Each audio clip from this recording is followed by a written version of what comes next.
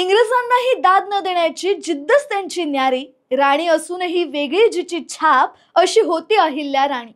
महाराष्ट्राच्या मातीत आजवर अनेक राजे महाराजे झाले, त्यात अनेक स्त्रियांनीही राज्यकारभार सांभाळला, पण केवळ एक राणी म्हणून नाही तर एक दूरदृष्टी असलेल्या प्रशासक, समाज सुधारक आणि धर्मनिष्ठ व्यक्तिमत्व असलेली एक स्त्री जी इतिहासाच्या पानांवर अजरामर झाली ती म्हणजे राणी अहिल्याबाई होळकर।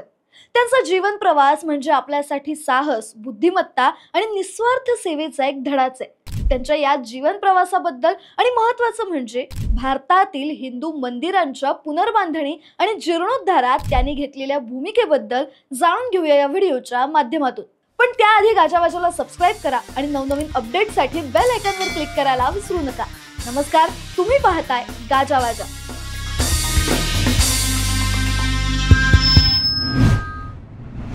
अहिल्याबाईंचा जन्म महाराष्ट्रातील अहिल्यानगर जिल्ह्यातील चौंडी या गावात झाला।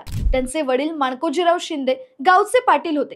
त्या काळातल्या स्त्रिया शाळेत जात नव्हत्या, तरीही त्यांनी अहिल्याबाईंना लिहायला वाचायला शिकवलं।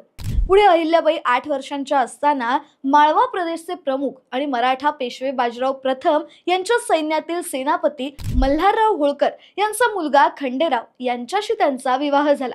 1745 मध्ये त्यांनी मालेराव नावाच्या मुलाला जन्म दिला। 1748 मध्ये त्यांना मुक्ताबाई नावाची मुलगी झाली। दरम्यान त्या अनेक लष्करी मोहिमांमध्ये खंडेराव आणि सासऱ्यांसोबत काम करत होत्या आणि त्यांच्याकडून प्रशासन आणि राजनैतिक कूटनीती याबद्दल शिकत होत्या।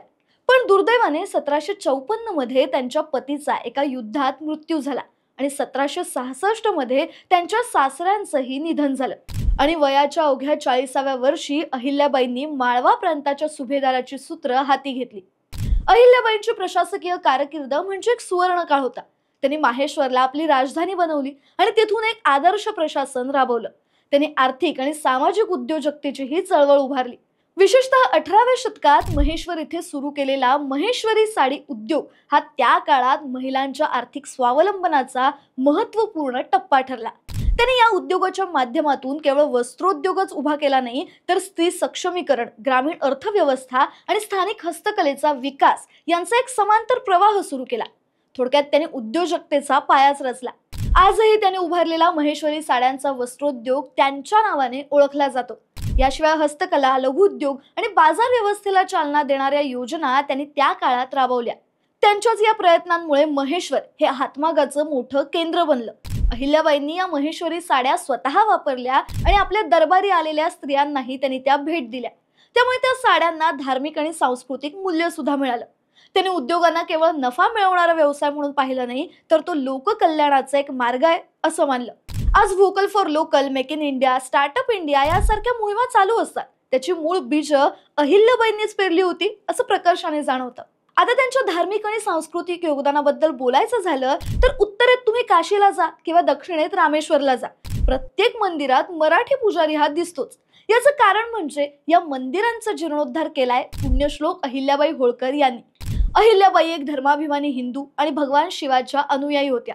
हिंदू धर्माचं रक्षण करणं आणि त्याला प्रोत्साहन देणं आणि आई म्हणून लोकांची सेवा करणं हे त्यांचं कर्तव्य आहे असं त्या मानत।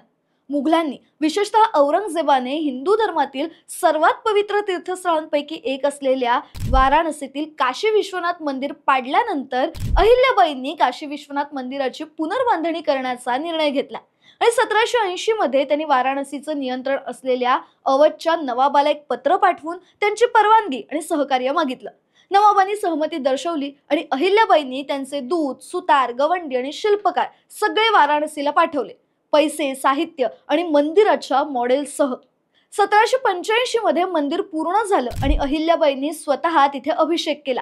पण काशी विश्वनाथ मंदिर हे एकमेव मंदिर नव्हतं ज्याचा त्यांनी जीर्णोद्धार केला, तर त्यांनी सोमनाथ, द्वारका, रामेश्वरम, गया, मथुरा, अयोध्या, हरिद्वार, केदारनाथ, बद्रीनाथ, ऋषिकेश, प्रयाग, उज्जैन, ओंकारेश्वर, नाशिक, पंढरपूर, परळी वैजनाथ, कुरुक्षेत्र, पशुपतीनाथ, श्रीशैलम, उडुपी, गोकर्ण आणि काठमांडू या प्रत्येक ठिकाणी मंदिरांचं नूतनीकरण किंवा बांधकाम केलं।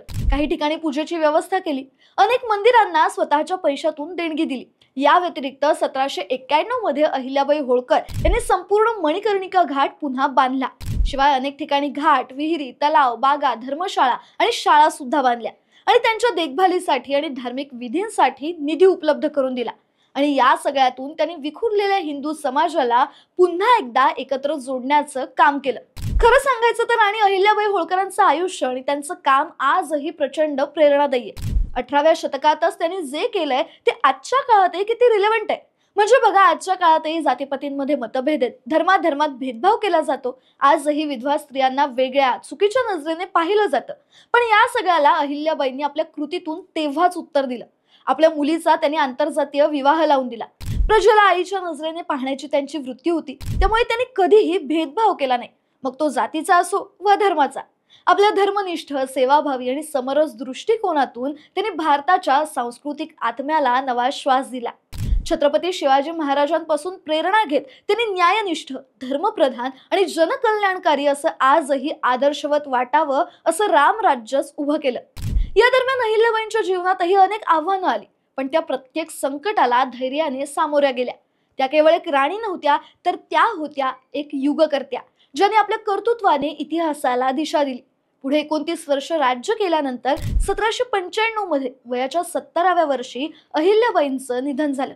पण त्यांचा साधेपणा, त्यांची प्रजाप्रेमी वृत्ती आणि त्यांचं समाज सुधारणेचं कार्य यामुळे त्या आजही लाखो भारतीयांच्या हृदयात जिवंत आहेत.